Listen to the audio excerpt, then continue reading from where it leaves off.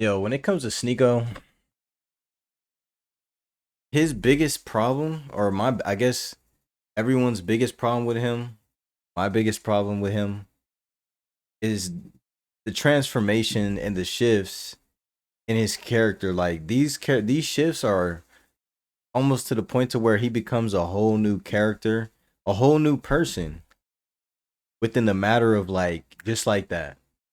He can go from being a fan of somebody and following a certain ideology to all of a sudden act the next day is almost as if it never even happened. And people who move like that, where their loyalty is always in question, are the type of people you got to stay away from. The thing about Sneako is this: he went from, he was questioning everything. Like, bro, remember Sneako back in the day? Sneako back in the day.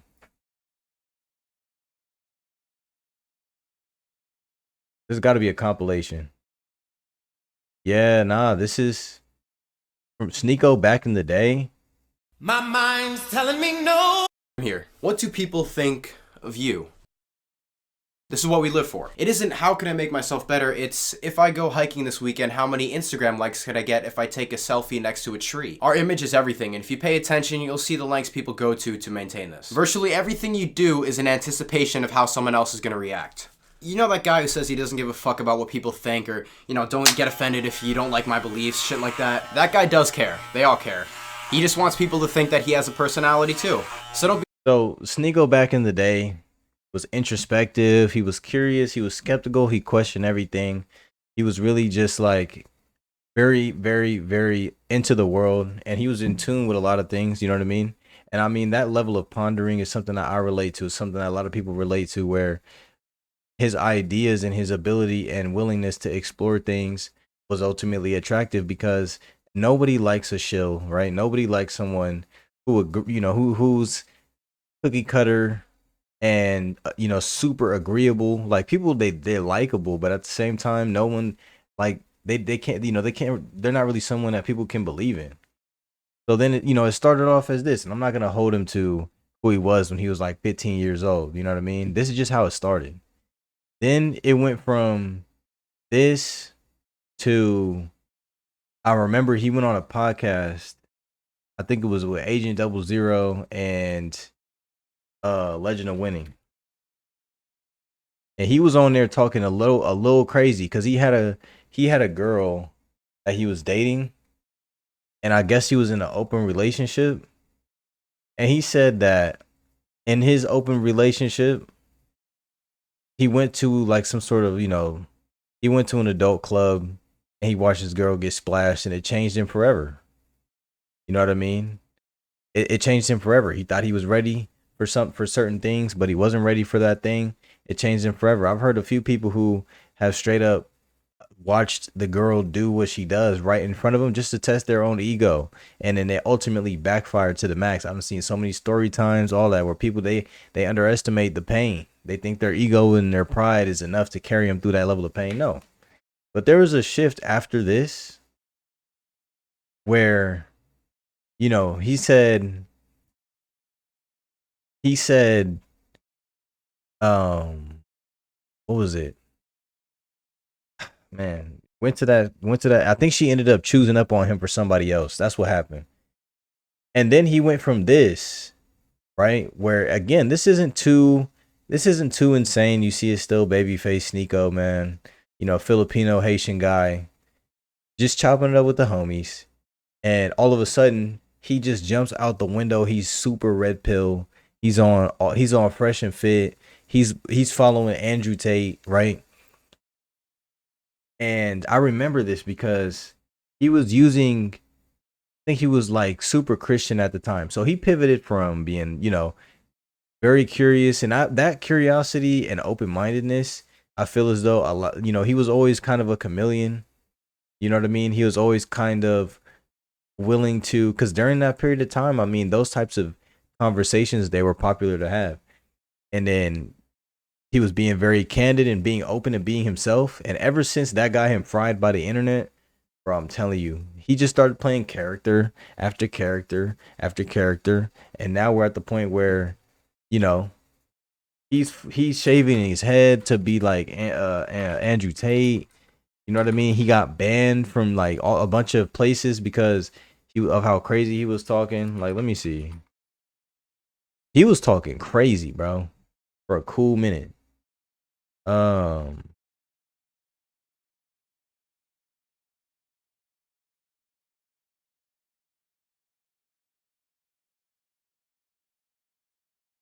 Man, he made a lot of videos about Andrew Tate, bro. And that's because that's the thing.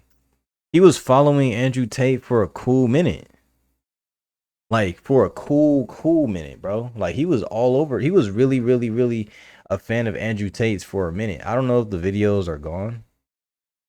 You know what I mean? But I remember like years ago, he was so big on Andrew Tate. But then Andrew Tate, uh, he shaved his head, all type of stuff, just to be, And then he was talking about how Andrew Tate is good for masculinity, how he's good for all of these things. A lot of these red pill guys, the reason why red pill is starting to kind of fall apart is because it's too extreme. You know what I mean? And the one thing about Sneako is that if you believe in something extreme, he's willing to adapt it. You know what I mean? He's willing to show for it for a while just to get some views, just to get some clout, whatever the case. But then at the end of the day, when the ship starts going down, he's jumping ship. And the red pill ship started going down because those things, that level of extremism does not last through the test of time. Fresh and Fit got exposed. Andrew Tate now got exposed, right? He got exposed because he had he had trafficking charges. He had trafficking charges. But then when he got out of jail, new charges came up that have to do with CSAM, which is, abusing minors and all that type of stuff, like footage of minors getting abused. And he went back to jail now. And ever since he went down, now his new LARPing path is, he's LARPing as Malcolm X. And I think that it's nasty work because he's throwing up the Black Power sign. You know what I mean? He's doing a lot of weird stuff, but just not even that long ago, bro. Not even that long ago. I don't know if anybody remembers this. This right here, he just debated with him about Sneako defending Chud the Builder. And if you don't know who Chud the Builder is a guy who got famous for dropping the hard R all on stream. All on stream. He would walk up to people, he would call them all types of stuff, and he would try to incite violence so that way he could call the police. And then he got in hot water. He got locked up recently because he said on the internet that he was going to basically clap somebody. And then he walked up to somebody, tried to incite that person to fight him. And then he tried to shoot him and he shot himself. I think he did shoot the guy as well. Yeah, he did. So this guy, that's what he was doing. And Sneako was defending him just 3 months ago. Now, mind you, I watched this whole thing, right? A lot of stuff's funny. I can't even lie to you. Oh, hell no. Ain't nothing about it funny. Ain't nothing about it funny. Nope. Sneako, we might have to take your black card. We can't have you. No, come on, Sneako. It would be funny to you because I don't think the epithet. We had a conversation. He said it doesn't go viral the same way when I'm doing desktop streams. So I said, like, you gotta, if you want to stay, if you want to be alive, if you want to protect yourself, if you don't want something violent to happen, he has a death wish. You gotta let that man live out his goal. Well, I don't want to see people have a death wish because I want people to be okay. I want to see peace. I guess. Yeah, but listen, man, we gotta. Hey, I know you're usually like your religious stuff. I'm gonna be honest with you. I could give two fucks about what's going on with the Jews. Just go away. So you care more about a word than you do about genocide? Yeah, I care more about black people more than I care about that type of shit. You care more about this word I just said it. I already said what I said. Right now. You just said that. You care more about the hard R I care more about genocide. black people more than I care about that type of shit. Facts. Okay, but that's the difference. So their debate was, he was debating him because this is the thing, and this is a bit of a tangent. But it's funny how when black people get disrespected, they tell us we need to chill out, we need to accept it, turn the other cheek. But if we stand on business, everybody's like, "Oh, it's just a word. It's just this. It's just that." But academics' point was saying, "I don't care about what's going on over in Gaza and all that. I care about my people here, and that's not a issue." And he pointed out the fact that, bro, Sneako, that don't even what's going on over there don't even have nothing to do with you, and you're shilling for another religion. First he was Christianity, he was red pill, now he's Muslim, and all of this started over Andrew Tate anyway. So at the end of the day, he did expose Sneako to some degree, but this is something that we all knew. But because there was some sort of an event that triggered the change, no one really questioned it too much, right? But it's like, yo, this being on your digital footprint, Nico, just a few months ago, and now you're going full Malcolm X just 3 months later because your boy got caught up on some serious charges. Now you LARPing as Malcolm X, bro. You know what I mean? You throwing up the Black Power symbol. Now it's getting nasty. And I'm gonna keep it a beam, bro. These type of things, people have always, you know, questioned Sneako's loyalty. Like his loyalty has always been in question. He's always switched up and pretty much erased who he was messing with at the time, and then he'll drop a whole new list of people that he's going hard for, that all are controversial for sure, just so that way he can continue to get viewership, and then he just says the most outlandish stuff. And if you debate with him, he tries to nitpick whatever argument he can, or say, "Oh, so you're saying is." I hate people like that, bro. I'm not gonna lie, that is annoying. Like them people who they have issues with calling a spade, taking accountability on where they're wrong. They gotta die on that hill, no matter what the argument is. Those are the worst people, bro. They are. They are. So at this point in time, LARPing as Malcolm X is the move for Sneako, I guess. Now that now that Andrew Tate caught those charges. And there's a bunch of dudes, bro. Like Andrew Tate caught them charges. This dude dropped a video. Yeah, nah. Andrew Tate caught them charges because he Whoa, has hold on. CSAM. That's Gene in them.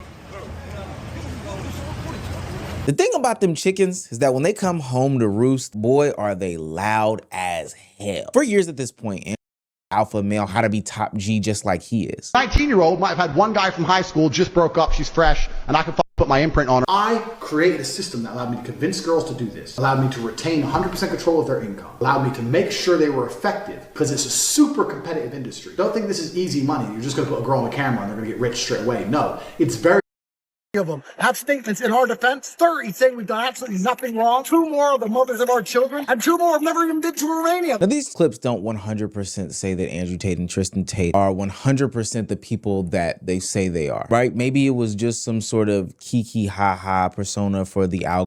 So yeah. Anyways, Andrew Tate caught it. He caught the case that has to do with the CSAM, and Sneako straight up switched up, man. Straight up. I did believe at the time that Andrew Tate was innocent. I thought that some of the accusers were trying to get money, and I believed that it was a Matrix attack. I did believe it back then. But as I looked into it more, and I look at the new charge with child, and I've done a deep dive, it's clear that this is not just a specific Matrix attack, probably guilty of a lot of these things. Well, Man, look at this dude's get up, bro. This is just sick. Like, this is who you choosing to LARP as to save yourself because you were so die hard, shaking hands, kicking it with these goofy red pill guys back in the day, bro. You are forever associated with that. And turning like this type of 180-degree turn is not gonna get you unassociated with this. It's just not. It's just not. And I've always had an issue with these chameleon types, man, where their loyalty is in question. They shapeshift, they move through the crowd. These are the type of people that, I wouldn't be surprised if, I wouldn't be surprised if they were doing any of the things that they tried to disassociate themselves from when it comes to certain people that they turn their back on. You know what I mean? Because when things get exposed, that's when you change. But see, these things have been out and, have been said about this guy. And this guy, Andrew Tate has been saying these things himself since way back when. And you were still associated with him saying F the Matrix. You know what I mean? You were on that, yo, I'm trying to be on some Andrew Tate type stuff. He was the same guy, bro. You know what I'm saying? He was. We're going to keep an eye on Sneako. We're going to keep an eye on Sneako, man, because this is getting diabolical as we get older. And, these guys, they can only LARP for so long like they having it. But, some fools, they got that flash now, but time will reveal money. Got to keep an eye on them. Y'all leave y'all thoughts in the comment section, man. This right here is just, it's nasty work. Mans has no shame and he knows no bounds with his LARPing. But we're going to keep an eye on him, man. I'm gone.